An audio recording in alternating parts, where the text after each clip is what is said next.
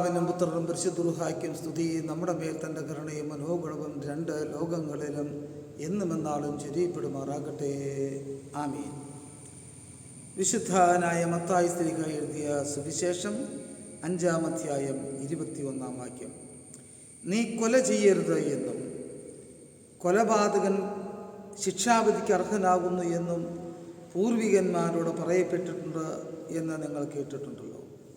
ഞാനോ നിങ്ങളോട് പറയുന്നു, സ്വന്തം സഹോദരനോട് കോപിക്കുന്നവൻ ഏവനും ശിക്ഷാവിധിക്ക് അർഹനാകും.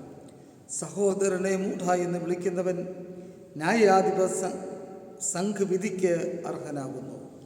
ഭോഷ എന്ന് വിളിക്കുന്നവൻ അഗ്നി നരകത്തിന് അർഹനാണ്. എൻ്റെ ജീവിതത്തിൽ എന്നെ ഏറെ പിൽക്കാലത്ത് ചിന്തിപ്പിച്ചൊരു സംഭവമാണ്. ഞാൻ 3-ാം ക്ലാസ്സിൽ പഠിക്കുന്ന സമയമാണ്.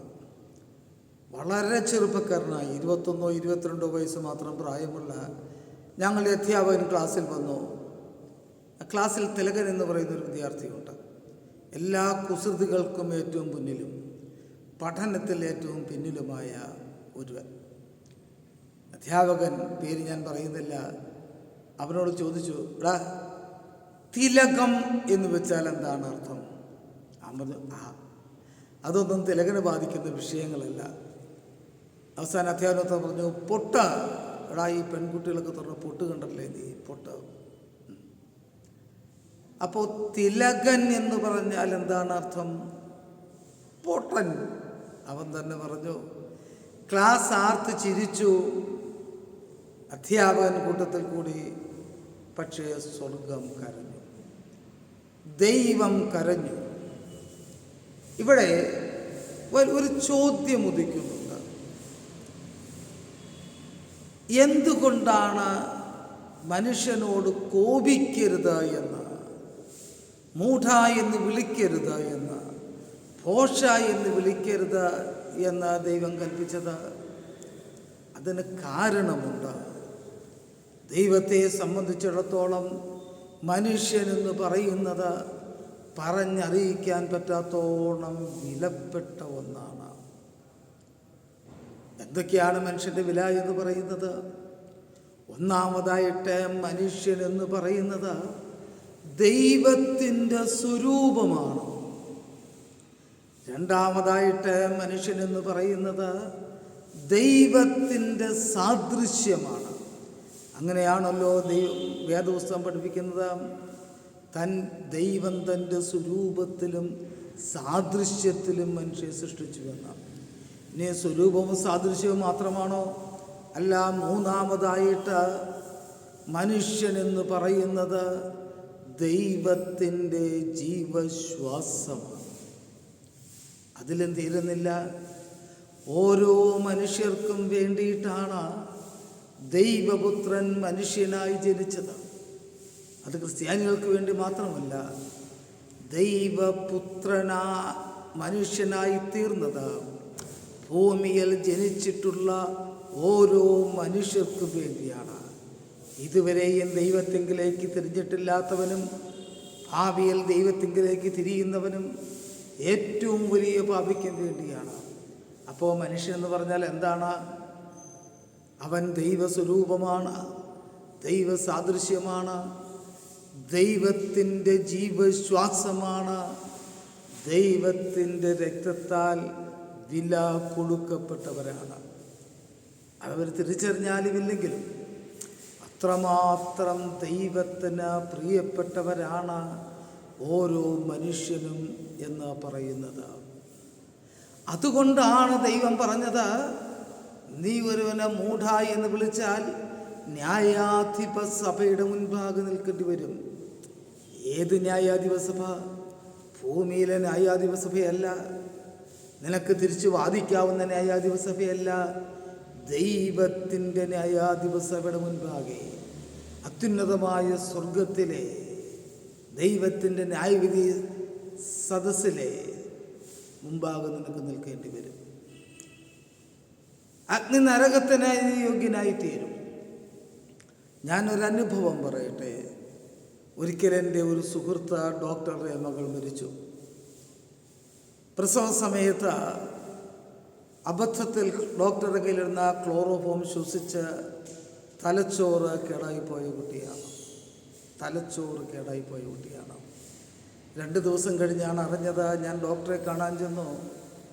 ഡോക്ടർ എന്നോട് പറഞ്ഞു, ഇല്ല അച്ഛ, എനിക്ക് സങ്കടമൊന്നുമില്ല. കരഞ്ഞുകൊണ്ടാണ് പറയുന്നത്, എനിക്ക് സങ്കടമൊന്നുമില്ല.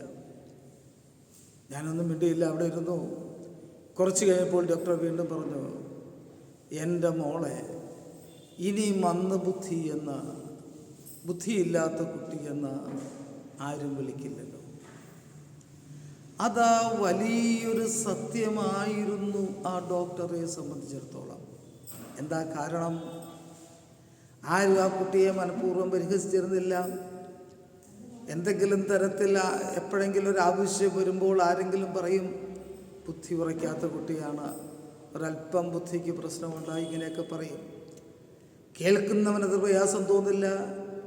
പക്ഷേ അമ്മയെ സംബന്ധിച്ചിടത്തോളം അത് വലിയ പ്രയാസമുള്ള കാര്യം തന്നെയാണ്. അപ്പോൾ ഒന്ന് ആലോചിച്ച് നോക്കുക. ദൈവത്തിൻ്റെ സ്വരൂപമായ, ദൈവത്തിൻ്റെ സാദൃശ്യമായ, ദൈവത്തിൻ്റെ ജീവശ്വാസമായ, തൻ്റെ സ്വന്തം ജീവൻ ദൈവം ബലി കൊടുത്ത ഒരു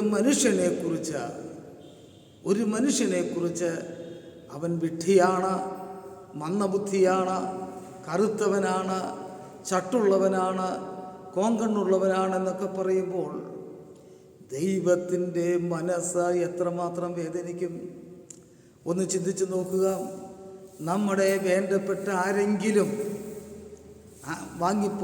മരിച്ചുപോയ ആരുടെയെങ്കിലും ഒരു ചിത്രം നിലത്തിട്ട് ചവിട്ടുന്നതോ അതിനോട് ആരെങ്കിലും മോശമായി പെരുമാറുന്നതോ കണ്ടാൽ നമുക്കത് സഹിക്കാനാകില്ല. അതിന് ജീവനില്ല, അതിന് വിചാരങ്ങളില്ല, സന്തോഷമോ സങ്കടമോ ചിന്തിക്കാനുള്ള കഴിവോ നിർജീവമായ ചിത്രത്തിനില്ല.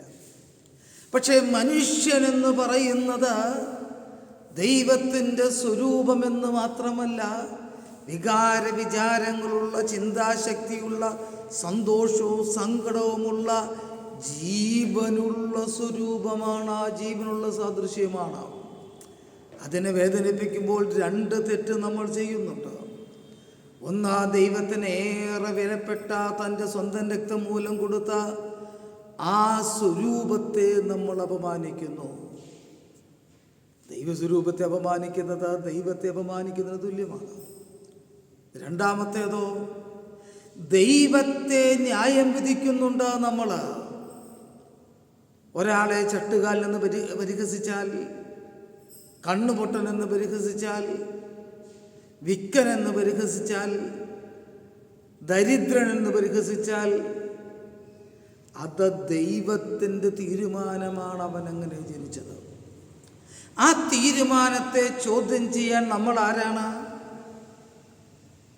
അവൻ്റെ ജന്മത്തിലെ കുറവുകളെ പരിഹസിക്കുമ്പോൾ നമ്മൾ പരിഹസിക്കുന്നത് അവൻ്റെ സ്രഷ്ടാവായ ദൈവത്തെയാണ്. ഇപ്പോൾ 2 തെറ്റുകൾ. ഒന്ന്, ദൈവത്തെ ചോദ്യം ചെയ്തു, ദൈവത്തെ പരിഹസിച്ചു. രണ്ടാമത്, ദൈവത്തിൻ്റെ സൃഷ്ടിയെ വേദനിപ്പിച്ചു. അതുകൊണ്ടാണ് ദൈവം പറയുന്നത്, നീ സഹോദരനോട് കോപിച്ചാലും, സഹോദരനെ ഭോഷ എന്ന് പറഞ്ഞാലും, സഹോദരനെ അപമാനിക്കുന്ന ഏതു വാക്ക് പറഞ്ഞാലും, സഹോദരനെ ന്യായം വിധിച്ചാലും അതിൻ്റെ ശിക്ഷ നിനക്ക് കിട്ടും. വിധിക്കപ്പെടാതിരിക്കാൻ നിങ്ങളും വിധിക്കരുത് എന്ന് കർത്താവ് പറഞ്ഞിട്ടുണ്ട്. ഞാൻ ഒരിക്കൽ കൂടെ പറയട്ടെ, നമ്മളെല്ലാവരും കുറവുള്ളവരാണ്. എന്നാൽ എല്ലാവരും ദൈവത്തിൻ്റെ മുൻപാകെ വളരെ വളരെ വളരെ വിലയുള്ളവരാണ്. ഒരു മനുഷ്യൻ്റെ അഡ്രസ്സ് എന്ന് പറയുന്നതാണ് ദൈവസ്വരൂപം, ദൈവസാദൃശ്യം, ദൈവത്തിൻ്റെ ജീവശ്വാസം, ദൈവത്തിൻ്റെ രക്തം വിലയായി കൊടുക്കപ്പെട്ടവൻ. നമുക്ക് പരസ്പരം ബഹുമാനിക്കാം, പരസ്പരം ആദരിക്കാം, പരസ്പരം വളർത്താം. ഒരാളെ നമ്മൾ തളർത്തുന്നത് തീർച്ചയായിട്ടും ദൈവഹിതത്തിന് ചേരുന്നതല്ല.